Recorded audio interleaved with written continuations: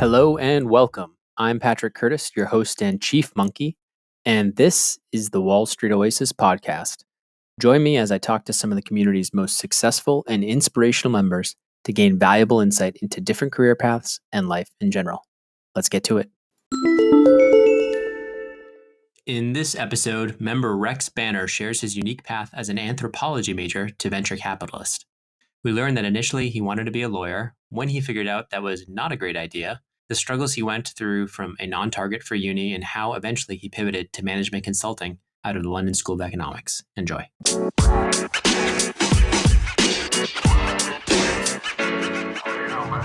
RexBanner, thanks so much for joining the Wall Street Oasis podcast. No worries. Happy to be here. So it would be great if you could give the listeners a short summary bio. Sure. So I grew up just south of London in a place called Surrey. Spent my first 18 years there. Was a straight B student at school. Had no idea what finance or any of this stuff was, but had a brief indicator that I wanted to be a lawyer. And Is it a lawyer? To become a lawyer, yes. Okay. Uh-huh. This was based purely on what I'd seen on TV, which was completely inaccurate. But I ended up going to University of Kent in the south of England, which is it's a lovely university. It's not what I call a target university, but still a great place to be. And I actually ended up studying anthropology there, which was based on two things. Firstly, having spoken to actual lawyers, they said, don't go and study law. You're going to have a horrendous time. You'll be miserable for 3 years. Instead, go and study something which you really enjoy, and then you can convert to law afterwards.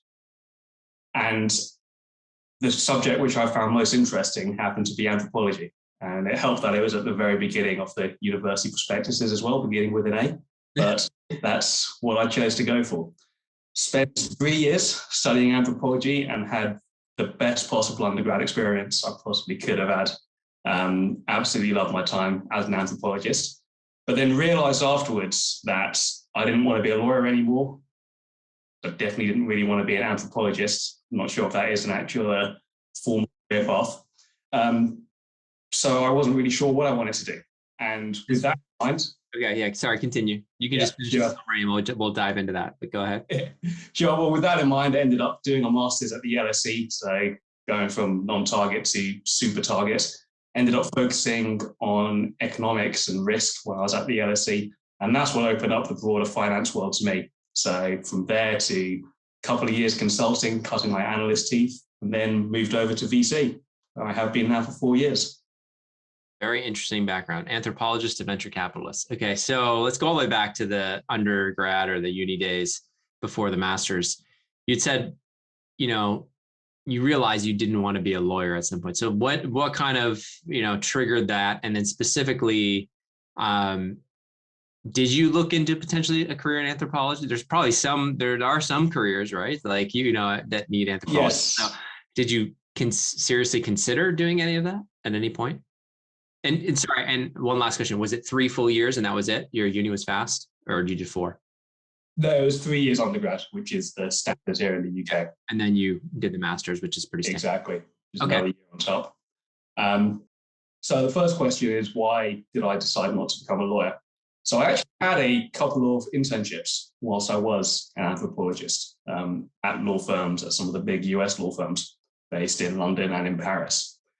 And it was here where I realized exactly what kind of work happens in law, firstly, I love the lifestyle of law. I thought that was fantastic. I knew that this kind of corporate advisory kind of role is brilliant.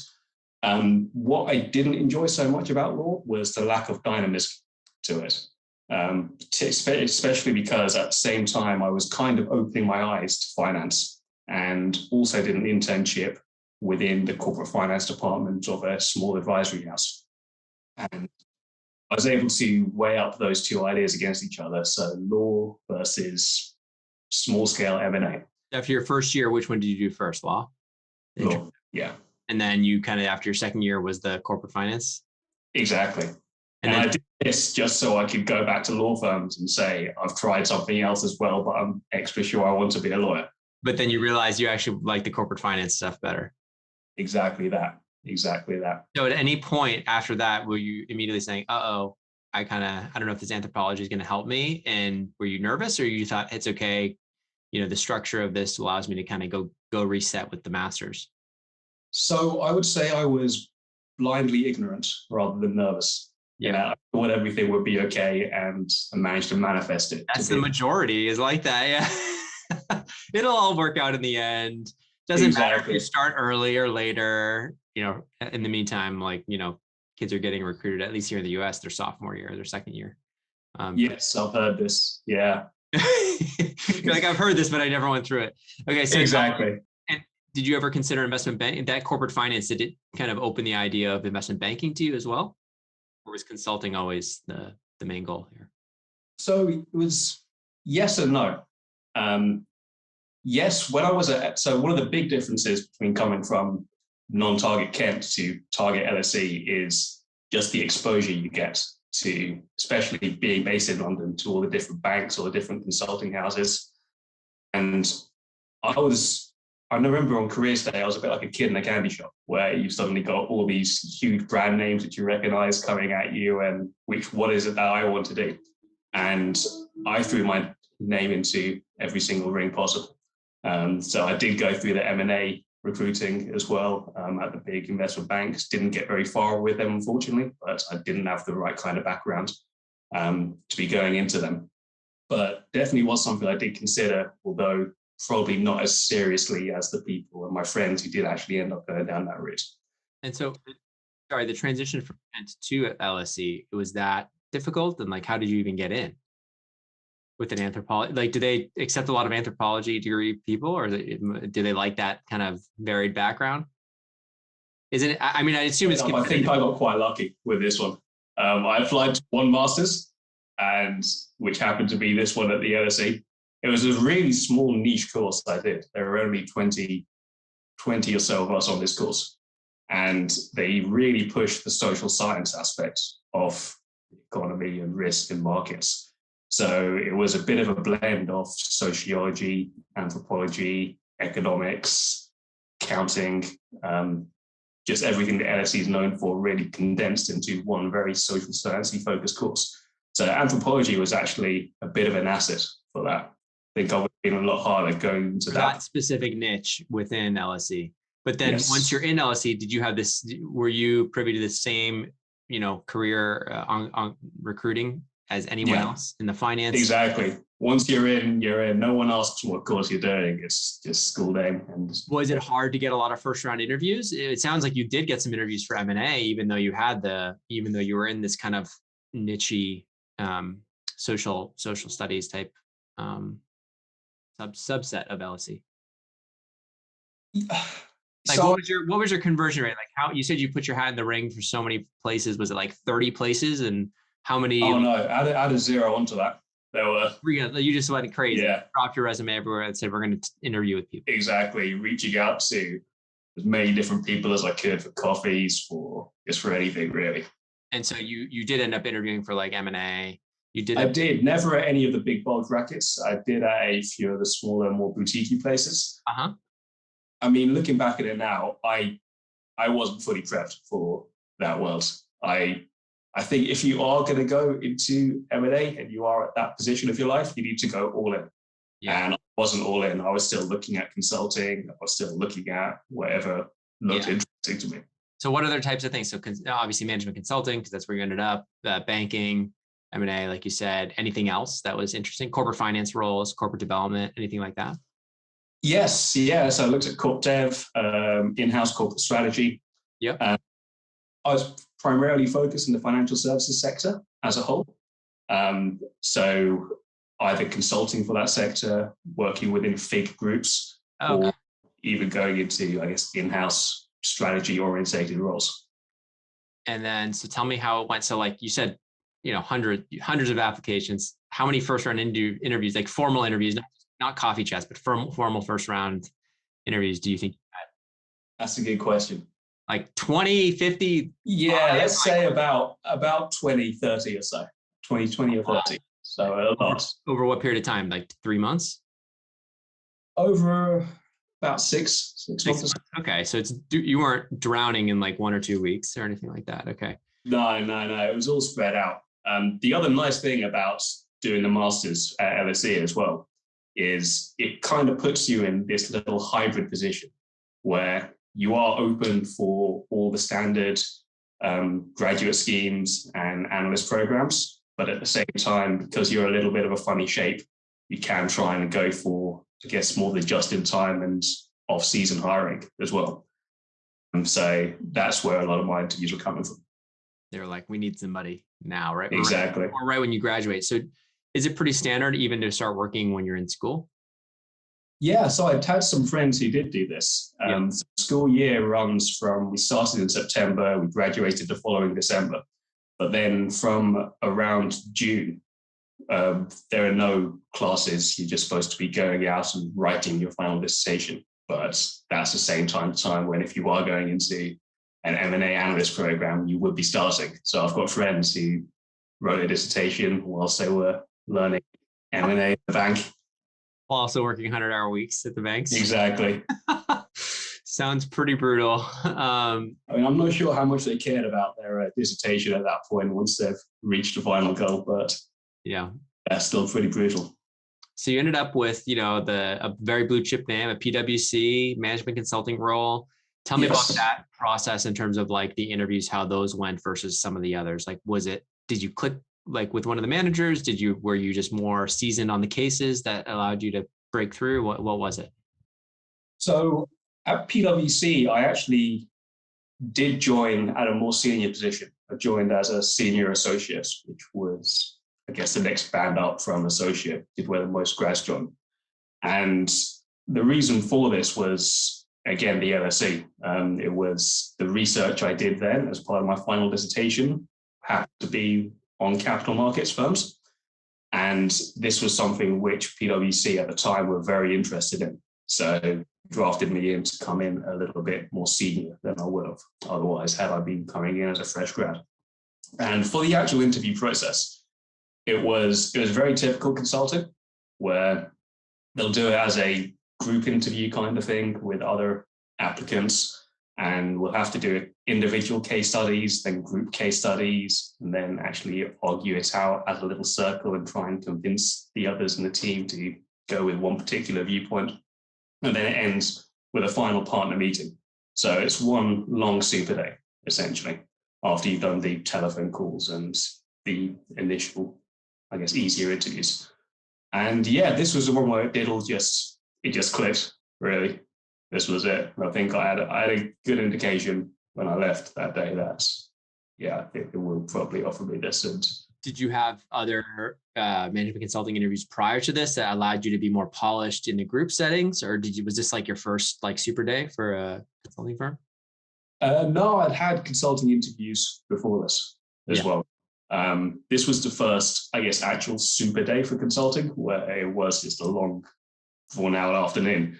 But how did you survive? Any tips specifically around the group settings? I feel like that's the most awkward.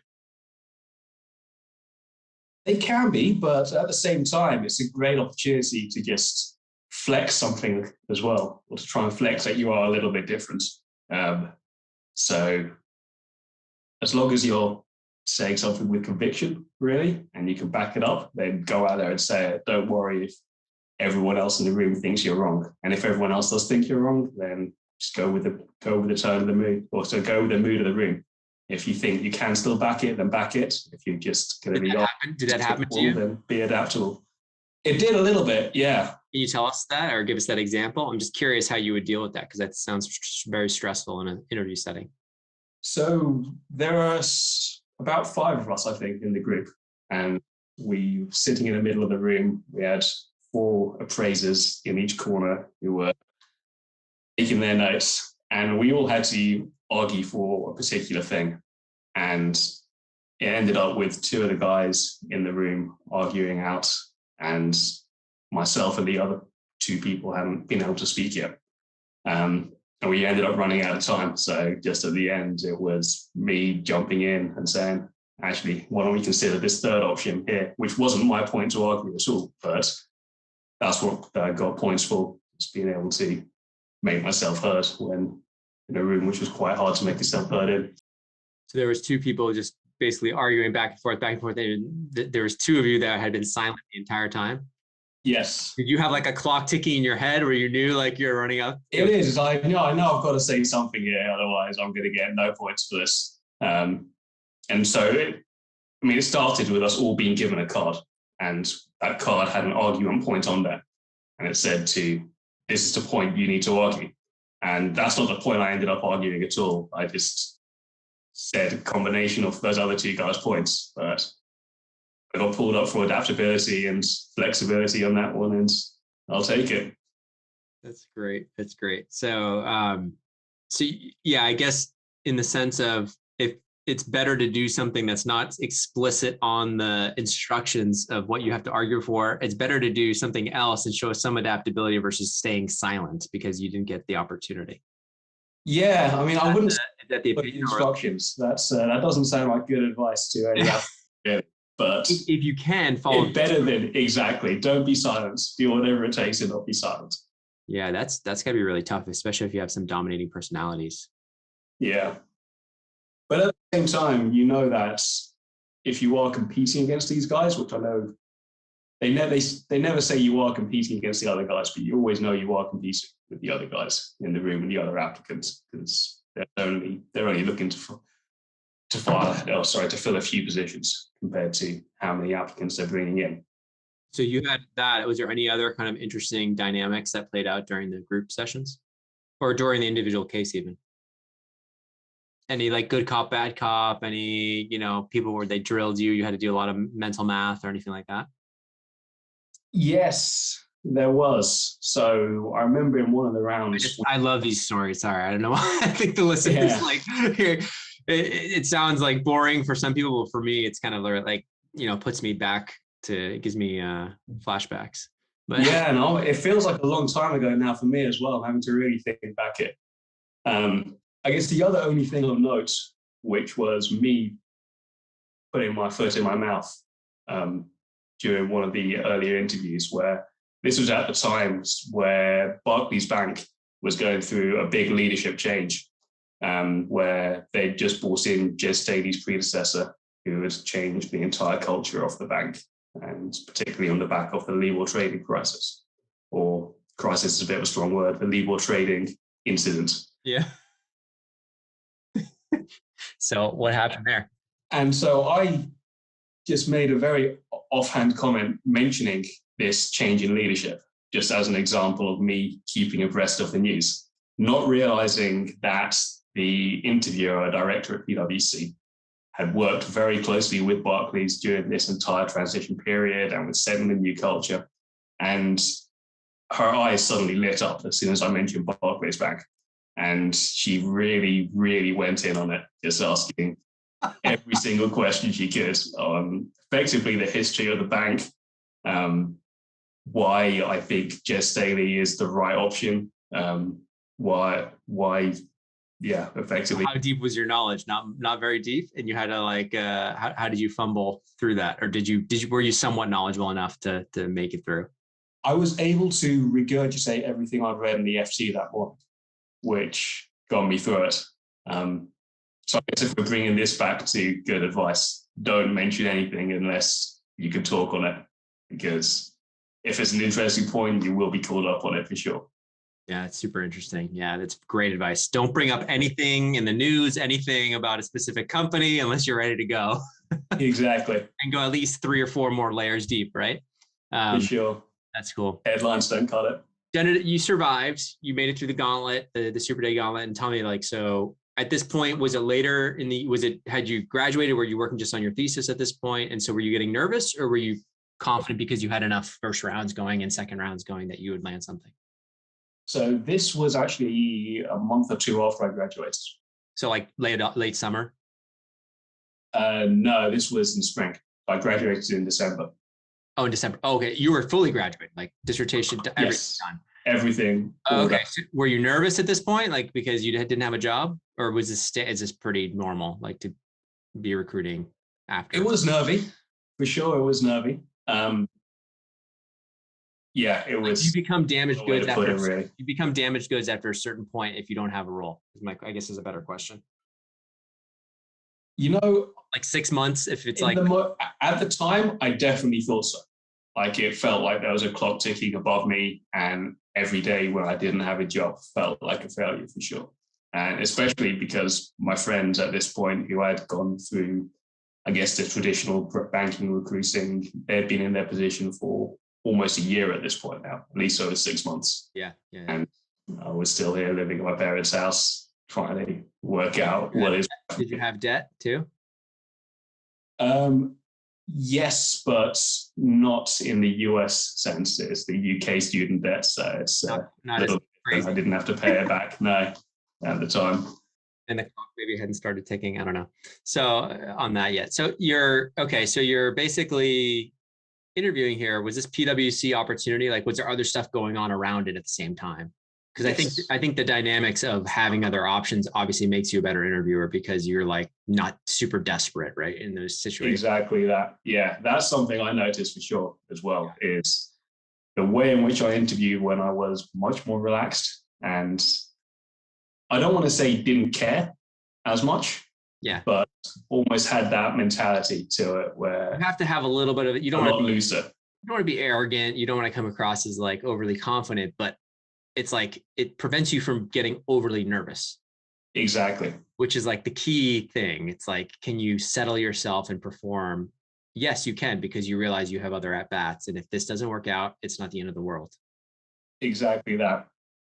Going into interviews as a whole, I think I've always been, or at the time, I was always pretty confident as well, because I knew that of every single applicant these guys are going to speak to, no one else is going to have my story or my background, which is interesting. I can recognize at the time that there aren't many anthropologists who then become economists who then want to go. And so I'll be going to these interviews knowing that no one had this same background that I had, and knowing that I would be the only person these guys are speaking to. But how did you even prep for, like, you knew you were going to get the question of like, why even be here? Like, what, you're an anthropology, like, why would you even be interested in finance? You had to have that down cold, I'm sure.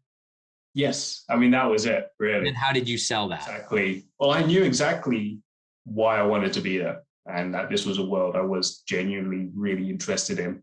And I had consulting. What was that answer? Like, why consulting? Why strategy consulting? So for the why strategy consulting, it was firstly bringing in why I'm interested in this particular role. So that goes into the nature of the role itself, what it involves doing, which as an answer showed that I'd done my research and I wasn't just blindly applying with my eyes shut. I knew exactly what I wanted to do.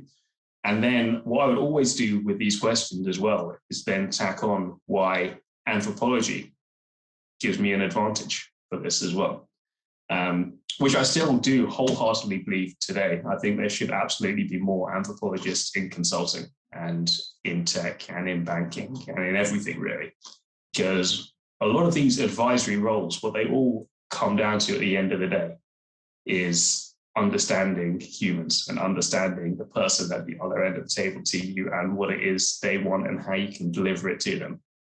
Anthropology as a study is the study of humans. I spent 3 years studying humans and cultures and how people operate and what people do.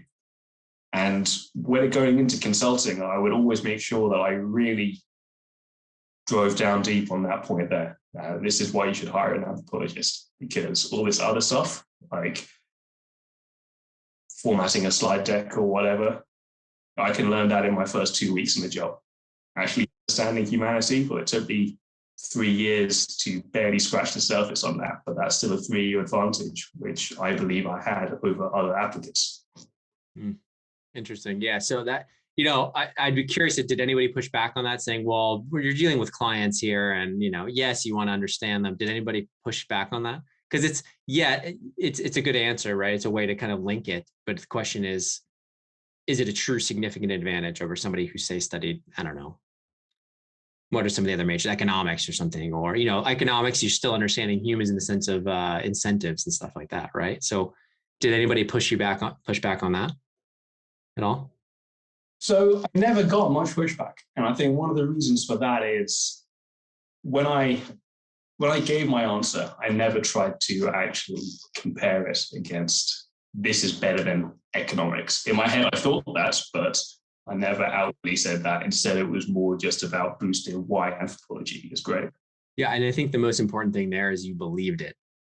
Yes. And so it was genuine. And so like, that's hard to fake. And I think when that comes across, it comes across as confidence. It comes across as like, this guy is a hard worker. He's going to figure it out. That's everything. With I think at the junior levels, even a senior associate level, that's what's most important is. Absolutely. I mean, I was 100% drinking my own Kool-Aid. Yeah, that's the best. You have to believe in my story. Yeah. Well, because and then it changes the delivery completely. So somebody who goes and memorizes answers of what they think the person wants to hear versus someone who comes in and actually believes their own, their own story and really genuinely is interested in the role. It's just a massive difference in delivery. It doesn't sound massive to somebody who's not paying attention, right? It sounds like very subtle. But in terms of how the people feel at the other side of the table, I think it's a big difference. That's my opinion. But I think you're 100% right on that. I couldn't agree more, really. When you are saying something with actual conviction, then people will listen. Yeah. And I think you see that almost with like maturity and age too. Like you see a lot of like freshmen and sophomores from what I, and me myself when I was interviewing initially versus interviewing after you've done 20 or 30 of them. Like after you've done so many, you kind of know your story, you know where to harp on, you like, so the conviction and the way you're delivering it, how genuine you can deliver it, it shifts versus the first few times you're a little more uncertain of like how everything's going to play into the room and like that. So I think practice is just huge. It is. Yeah. So let's keep going. So you're kind of, you get through the whole thing, you get the offer. They said you have a good sense. They call you that evening or the following day. Yep. Following day, I think it was. And what was it? Just, hey, we're going to bring you in at senior associate level, or was it something you negotiated? So I actually interviewed for the senior associate role. Okay. So you were already interviewing it. So it's just like, hey, we're going to get an offer. Was it an immediate, yes, I'll take it? Or was there any thought process of, hey, let me finish some other things going on? No, this was pretty immediate for me. I mean, at this point, I realized that now I am all in on consulting. So when I was looking at investment banking, this was pretty early on in my master's, and then realized I wasn't getting anywhere with this. And at the same time, what is it I really want to be doing? Yeah. Consulting just seemed a little bit more interesting to me. Cool. So tell me how it started. You'd start right away, or you within a few weeks, or how did it work? So I started pretty much right away. I think there were a couple of weeks of signing all the papers and everything. And then first day, going to the PwC office to pick up my badge, and then straight out again, where I put on my first projects that afternoon and was sent to the client site to go and meet my new team.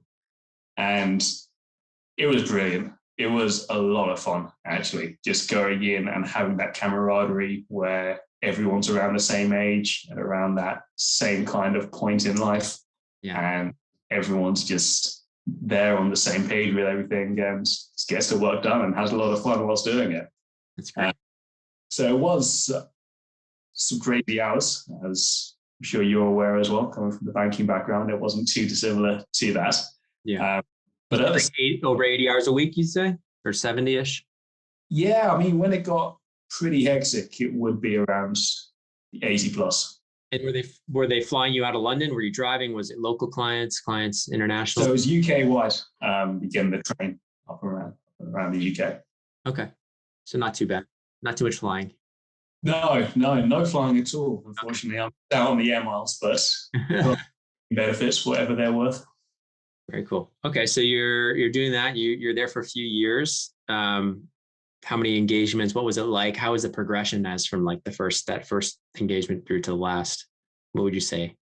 The first one was a real trial by fire. Just coming in and expecting to know how to be a consultant at a senior associate level. And it's a tricky one to say whether it is better to go in more senior, like I did, or whether it is better to go in as that fresh grad with all the other grads. So going in more senior, it definitely suited the ego at the time. And it felt pretty good to say. But at the same time, it was a lot harder to have to then go back and retroactively learn the core consulting skills, which are taught to grads, but not taught to senior associates because they assume you already have them. There was no training for you. No. You just thrown into the client. Formal. And so exactly. who was senior to you that was helping guide you? I assume there was somebody. Yes. So you weren't like the senior person at the client. No. We had it was quite a big project. We had a couple of partners involved, director, senior managers, the whole hockey stack. So I was still relatively junior.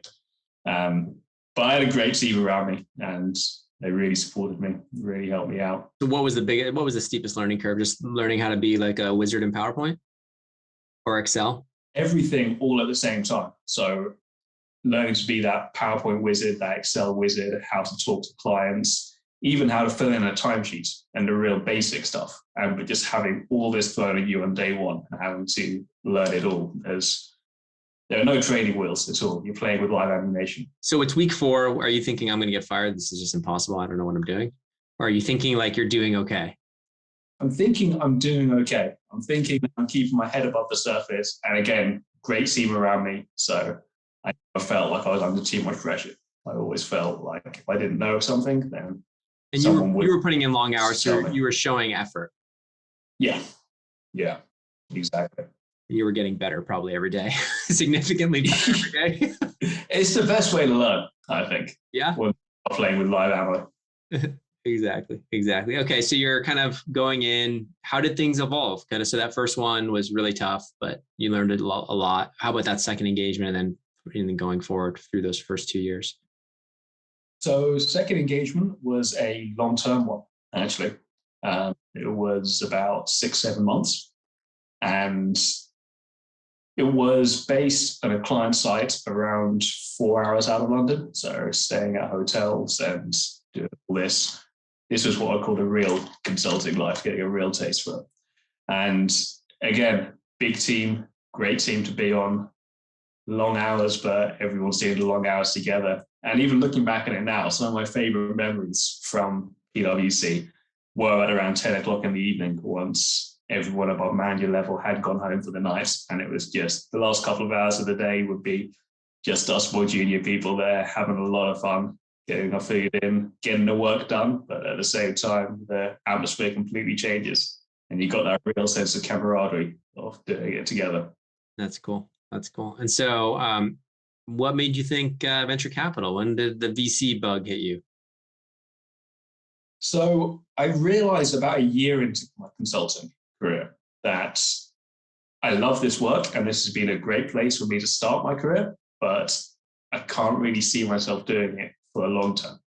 Mm-hmm. It just always felt like there's that little piece missing where consultants, one of the big selling points is you go in, you add value, and then you leave, which is what really sold me on the idea as well.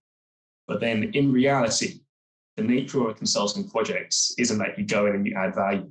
It's you go in, you make a nice PowerPoint presentation, you make a few recommendations, but you're not really part of the building journey of your clients. You're just there for that snapshot in time and then you're gone.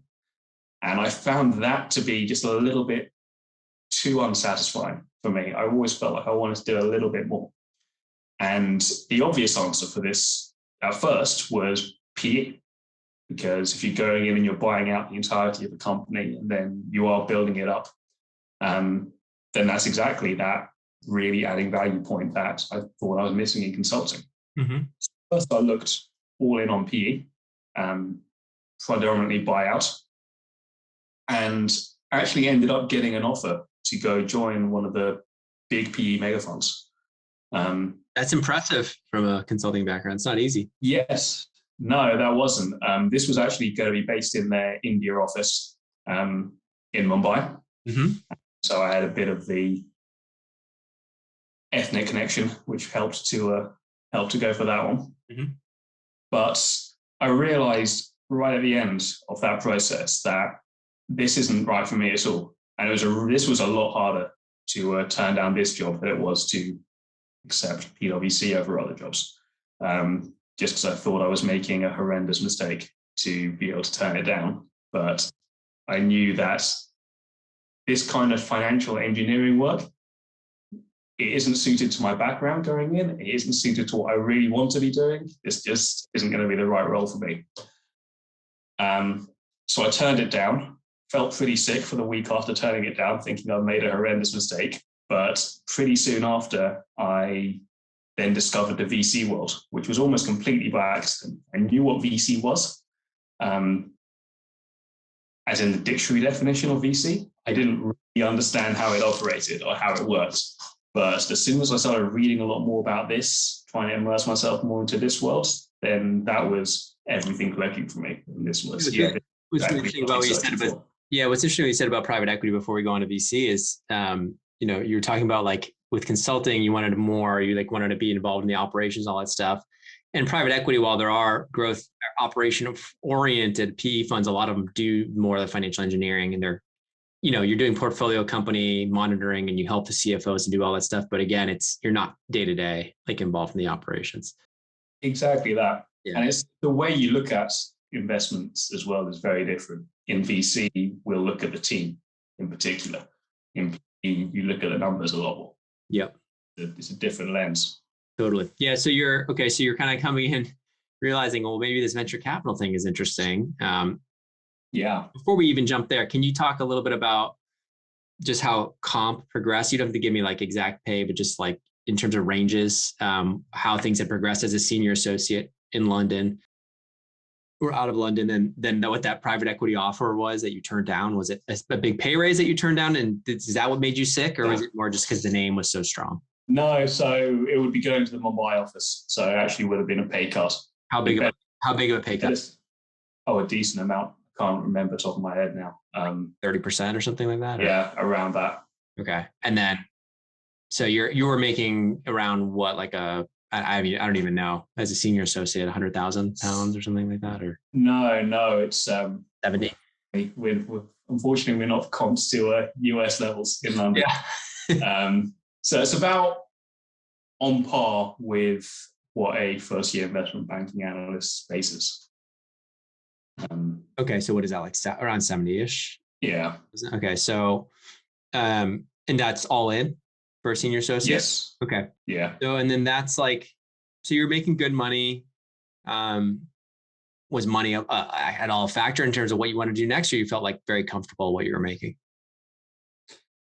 I mean, it was a factor in the sense that I want to end my career in a role which has good prospects. Yeah. And also hopefully one where I can be a bit more responsible for what I eat. Yeah. Well, private equity would have done that, right? Private equity. Oh yeah, 100% it would have. But I guess the most important thing for me for my next step was one, actually finding something which I really loved doing, and two, finding something which I could see myself doing for a long time as well, which PE didn't hit those boxes for me. It wasn't what I would have loved it. Yeah. And so boxes. How did you so you said by accident you discovered the VC world. How was that? When I was consulting, I was working with one of the big bulge bracket banks. They had a huge amount of data they were collecting. They wanted a way to monetize that data. And one of the ways in which they were doing that were looking at third-party solutions, which included some pretty young and exciting startups in London at the time. And this just blew my mind, how what was effectively, in my head, two guys in a garage going to this bulge bracket bank and selling them a huge contract just for this really cool bit of software they built. And I thought that was the coolest thing ever. And then started reading up more on this, discovered the VC world a bit more. It was just one of those terms which I gravitated towards, having had my interest in PE.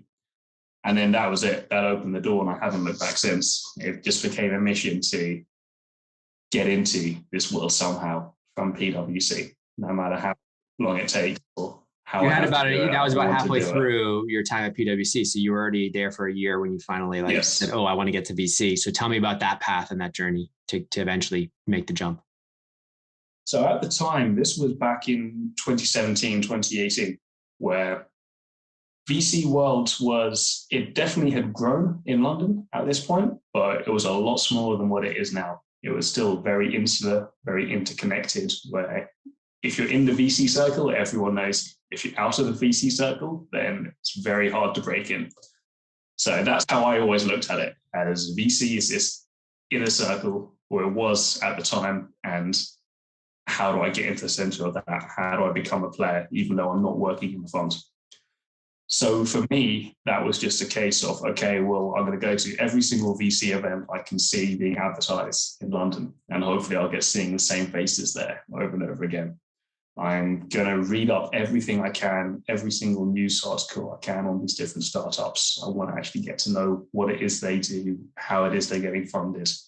And lastly, I want to actually be able to show that I have this understanding in some kind of way. So I started blogging as well on the VC space, which was a really useful exercise, both in terms of my own personal learning of what this space involves, but also when I was in front of actual VCs, I could have something to talk about. At least I had an opinion. I knew what was happening within the industry, and this was a great way of keeping me sharp on that. Very cool. So you're actually putting in extra hours on top of your job doing this Yes. blog on the side, which is, it's a lot of work, but you're passionate about it. So how were you, I guess, doing this research? Is just all desktop research from Googling and reading other smart VCs and their opinions, and then, doing other research and then having an opinion, putting it out there. Tell me about how you got into like the actual interview process for some of these, or how did you start applying for them? So this particular role which I'm in now was actually through a recruiter. It was for one of the big London front office recruiters who covers PE, banking, VC, asset management, hedge funds, everything. Had you been in touch with recruiters telling them specifically you were looking for VC roles? Yes, okay. I had. Yeah. Okay. Everything which I saw on LinkedIn for VC in London, it was like I was back at school again and trying to throw my hat into the ring, except this time I was doing it a lot more tailored, a lot more laser focused as well, because I knew exactly what I wanted to do. Yeah. I knew that I wasn't just a generic grad anymore, who everyone's got a very similar kind of background. I was actually going into this with a little bit more to me. And so when you tell me how you would approach it when you saw a posting on LinkedIn for a VC role, would you drop your resume through there and then that would be it? Or would you do other stuff? Drop the resume, typically write a cover letter as well, see if someone in my network, because I've been going to these VC events as well. So I've got to know a couple of different funds. Not a lot by any means, but if it happened to be a connection of one of my connections, I might reach out to them as well and see if they can put a good word in for me. But there weren't a lot of VC roles going at the time back then I could come across. So sometimes there'd be a week where I hadn't applied to anything just because nothing had turned up. And so that would be a week spent actually trying to go and read some more, research some more, write some more on my blog. Were you doing proactive networking of people in the space? Besides the conferences, were you doing just like coffee chats and calls and stuff like that as well? Yes, I was trying to. So I was trying to do that through my network in particular. How were you building your network? Or like, is that just from the PwC, from the LSE network? From both. Yeah. I mean, lovely thing about both those places is people tend to be there for a few years and then they go on to go and do something completely different. And what that means is if you can stay in contact with those people, which was easy for me because a lot of the people are my friends, so I've been up for these late nights with in the trenches and had a lot of fun with. And you never know where these people are going to end up, and people's connections just spiral out. It's the best way for it. And so did that help you at all with the role you ended up taking? No, it didn't. That was just pure recruiter. And so exactly. Tell me about that. Tell me about that process. So like, what did your resume even look like, or your CV even look like, given that you were consulting? How did you make it look VC? Obviously your blog, obviously the conferences you attended. I assume you've got that on there. But anything else, like anything about accelerators or anything that made you kind of like stand out to them that they would even bother? So one of my really good friends from LSE had gone in the bulge bracket banking routes and then into a hedge fund. So he was well versed with the whole deal space, which was something I was missing in consulting. So I actually got him to help me rewrite my CV as a banker would rewrite the CV. Actually using the WSO template, which the deal transactions or whatever you called it, like engagements or whatever. Exactly that. So you looked more like a banker. Yeah, which wasn't necessarily a good thing for VC because you don't have to be a banker to get into VC by any means. In fact, some of the best VCs haven't come from this environment at all. Yeah, but it was helpful for me in just framing the work I had done to be a bit more deal relevant. So even when I had worked on M&A engagements, the way in which consultants talk about M&A engagements is very different to the way in which actual deal makers talk about M&A engagements because you're both seeing completely different sides of it. So it's just about changing that lens on it. Interesting. And that helped me with the CV. Interesting. Yeah. So you feel like that helped maybe get you the interview or helped you in the interview itself kind of frame it as a deal, even though it's just an engagement? Yeah, exactly that. Yeah. And the way I was thinking about it at this point as well is. And so what were the interviews like? What was the process? Another couple rounds and then a super day, or how did it work? So first round was a virtual modeling test. For VC, really? Yeah, but very simple VC modeling. Okay. I mean, it's almost doing it injustice to the term modeling to call this modeling, but it was just building out a cap table over time with different scenarios coming in, and then a very simple returns model as well. So that was all online via Skype at the time before we had Zoom. Mm-hmm. And did they record you while you were doing it? No, it was just myself in front of the partner. Okay, just doing it right there. Yeah, very, very stressful. Having to do Excel work. You're just sharing your screen? With a webcam, sharing the screen. Yeah. Wow, I love that. Okay, so even though it's simple, it's like, can he even find his way around Excel kind of thing? Yeah, and I had a nightmare with this because I was working on my Mac at the time. Yeah. Completely different Excel shortcuts, which I hadn't considered beforehand. Little tip to people, little tip to people who are interviewing with a Mac. If your work computer is a PC and you have to do an interview or any sort of modeling test on your Mac, make sure you get parallels and you make sure you get a PC keyboard before doing that. You can run in 100%. Yes. Yeah, like parallels cost a couple $100, but it allows it to run the PC version of Excel if that's what you're used to. And then actually you can plug in your a PC keyboard into the Mac at the same time. It does work. Yeah. And you can get that for $20. Exactly. There's no doing what I did. The reason I know that is because for our financial modeling courses, a lot of people, like for Mac, were like, don't even bother like drilling on the Mac, learn it in the PC because that's what you're going to be. That's how you play the instrument. Like, so we tell people like, get parallels, get it, $20 keyboard, PC keyboard, and plug it into your Mac if you don't want to get a whole new computer. If you take one thing away from this podcast, then that's the thing to take away. It. So you had a complete nightmare. So you had to do that on a Mac, Excel Mac, and you survived. I survived just about. I mean, I didn't do a very good job of it, but I got. Did you say something like, "Oh, this is a Mac. Like I'm not used to this," or did you say something during the test? I did, and it was just me trying to effectively scramble, cover my bases. Are you like using your mouse everywhere? Like you couldn't even like. Yep, using my mouse. I had a piece of paper and a pen off screen as well, just because my formulae weren't working. Absolute nightmare. Okay, so this model, was it more like just a simple projection model, like take revenue? No, it was just a cap table.